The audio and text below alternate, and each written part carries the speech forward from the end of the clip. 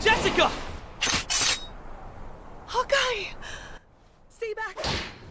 Alright, let's see that one more time in slow motion. Stay back!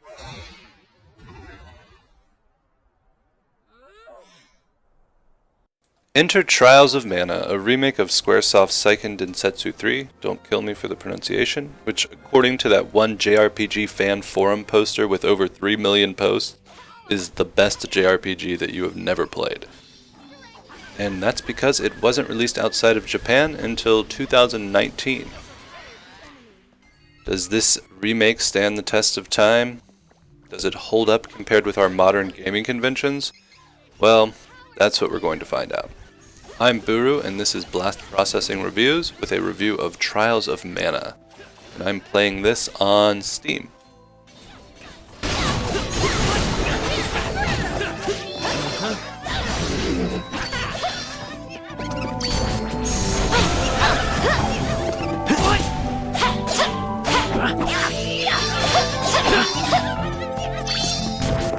First, the characters. This game allows you to pick one main character and two supporting characters at the beginning of your adventure, and you're stuck with them for the rest of your playthrough.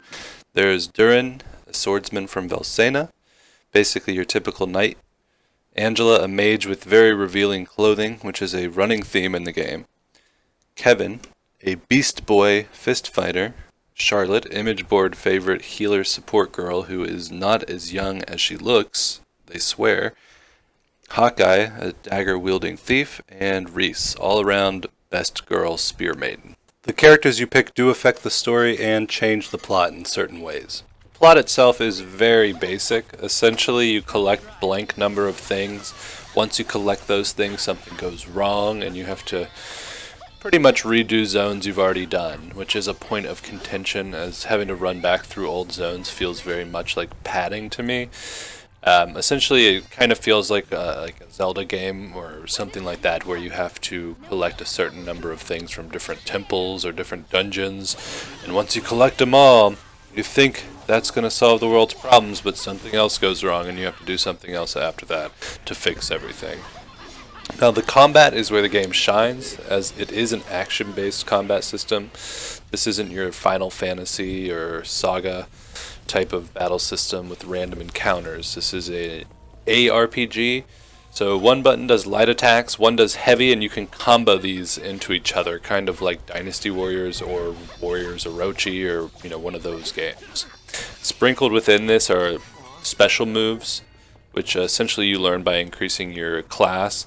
And these special attacks are big hitting attacks with special animations, as you can see in some of the footage.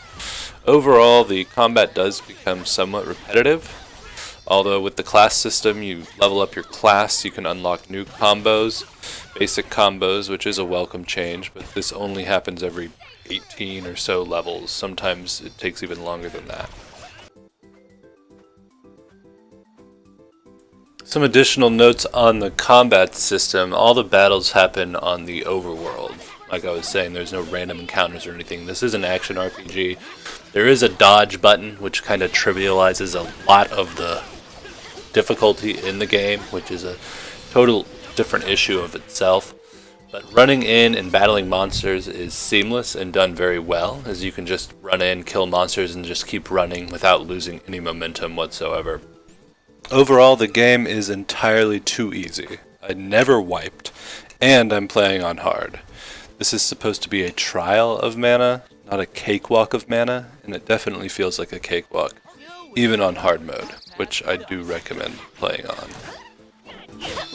Last but not least, you can switch between all three characters in your party. You're not limited to just playing the main character, so that adds a bit of depth to the gameplay as well, because you're going to need to control them sometimes because they are stupid as hell.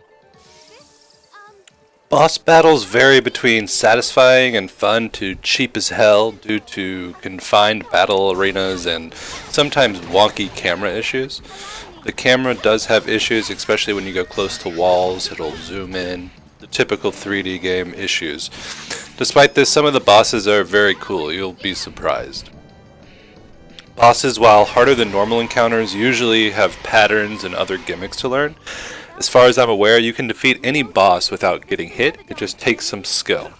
And all combat has different achievements that increase your EXP, like not getting hit, killing monsters with specific attacks, etc. Outside of that, some bosses will kill your party members frequently due to the AI's terrible pathfinding and just general overall intelligence. The remake does a bad job with AI, and the fact that there's no multiplayer, like in some of the original Mana games, is detrimental as well. Sorely missed. So controlling your party members directly is far more efficient than setting their strategies and praying they'll actually do what they're told, because most of the time they won't, or if they do, they'll do it at the wrong time. Like I said, the intelligence on the AI is just very poor. Even when bosses are constantly killing your characters, items are so plentiful in this game that revives and heals are never in short supply. So you can always use them. You almost never find yourself without these, and this really trivializes some of the difficulty as well. So if you want a very difficult game, challenge yourself with personal goals like not getting hit, not using items, and other things like that, because these things, like items, dodging, they do trivialize the combat a good bit. And as far as I'm aware, dodging was never in the original game.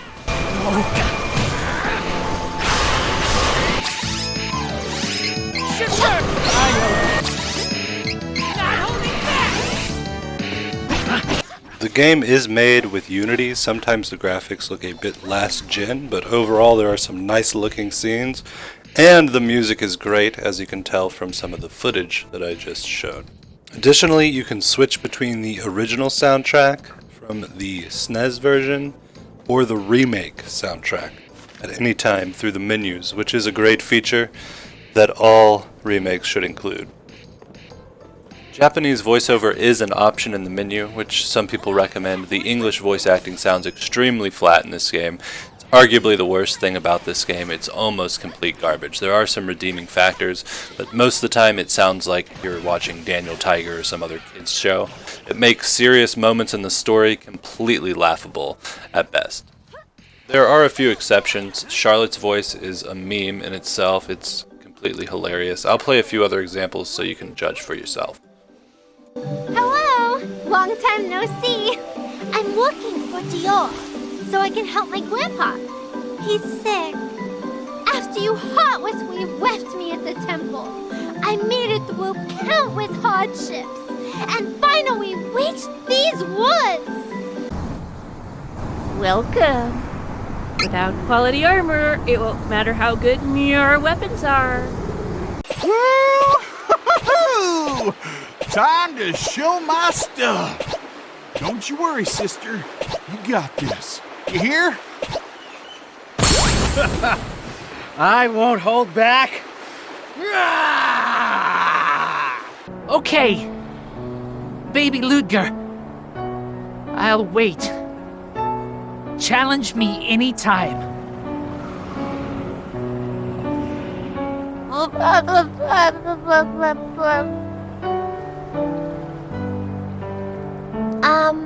Is he going to be okay in the forest all alone? The real depth of the game comes from the class system. At level 18 you can change your class for the first time, and each character can go down a light and dark path for their class. Now your next class you can switch either a light or a dark, or vice versa. And what this does is each path gives you different skills. It kind of changes the way the character plays. For example, Reese's first class change can go either light, which is Valkyrie, or dark, which is Rune Maiden. Valkyrie allows her to learn support moves that buff the party, while Rune allows her to learn debuffs and leans more towards an aggressive playstyle. I went light. With each class change, your appearance changes, you unlock a new special attack, and your basic combo gets a slight extension as well, which is very appreciated because the combat can get quite a bit repetitive. Additionally, you learn different moves, abilities that you can equip onto your character that affect play as well. And some of these moves are spells, which are affected by the night and day system. There are different days of the week in this game, and Fire Day, for example, makes fire spells better. So there is a little bit of depth to the day system in this. It's not just there to be fancy. The first 10 hours of this game are very linear. You go from one place to another, completing objectives and fighting bosses. It feels very much like a SNES era JRPG, which it is, even with a new glossy finish. The areas are linear as well, mostly corridors with branching paths, although some areas are more open, such as the desert zone. While exploring these zones, you'll be collecting shinies on the ground and opening chests, fighting monsters, of course. There's also a mini-game in which you find a cactus on each map for certain permanent unlockables, such as shop discounts, chance for double EXP, and more. And this is the only pseudo mini-game that I've found in this game. There's no casino, fishing, anything like that. For the first half of the game, chests mostly contain healing items, seeds, and some completely useless items as well, of which there are several.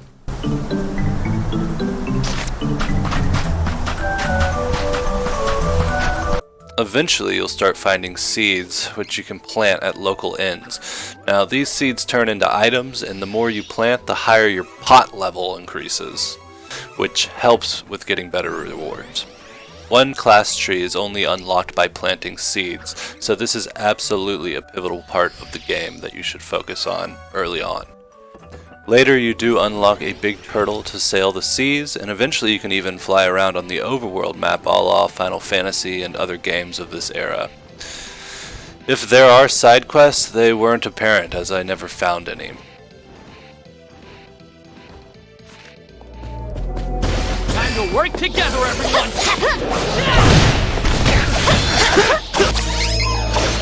Overall, I do like this game quite a lot. It is a fun game. It can be relaxing to play as well, as it's not too stressful. The pros, I would say, the combat is fun and fast-paced. Dodging attacks and pulling off specials is satisfying. The class system adds depth and something to look forward to as you continue to play. There are some cool-looking special attacks. Those are always fun to pull off. The replayability is extremely high, as there are 6 different characters to play through with different support characters and class combos to experiment with on additional playthroughs, and a New Game Plus mode. It has great music, with an option to switch between classic and remake OST. Interesting story structure, with the characters you pick changing certain things. Although the story's not good, it's just an interesting way of doing it. Also, you can change the voice overs at any time. This is especially nice for purists and people who just don't want to deal with the English voiceovers in this game. The cons? Linear exploration. The game feels like it's on rails for the first 10 or more hours. Flat, one-dimensional characters. Voice acting makes this a huge problem as well. It magnifies the issue. Although, like I said, you can switch to Japanese if you like. The plot is boring. It's nothing special. It's just something to get you from point A to point B. And every character is literally like, oh, my town got destroyed. Oh, my dog died. Oh, somebody got killed in my family and I'm trying to get revenge. It's extremely one-dimensional. The dodge roll, while it is satisfying to dodge things, it kind of trivializes the RPG aspects of the combat and makes it a lot more action-oriented. Although I do like the action-oriented nature of this game. The frequency of items is just overabundant and makes it so it's impossible to die even on the hardest encounters in the game unless you purposely go out of your way not to use items. And there are no multiplayer options, which is a big con for me, because this game would have been perfect if somebody else could control one of your party members, maybe through online or maybe from a split screen. I'm not sure. I think online would work better, but that it was a missed opportunity as well. Overall, I think I will continue playing this game, maybe do another playthrough with a few different characters. And if I had to give this a score, I would probably give it 6.5 item seeds out of 10. Well, that's it for me. This is Buru with Blast Processing Reviews, and I am out. I'll leave you with a little bit more footage, but see you guys next time, and thank you for watching.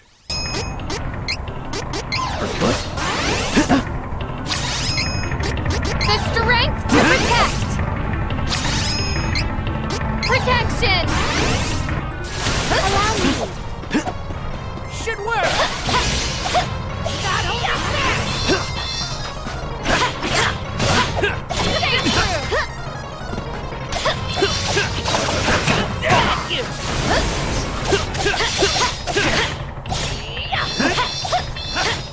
Stay true! Stay true!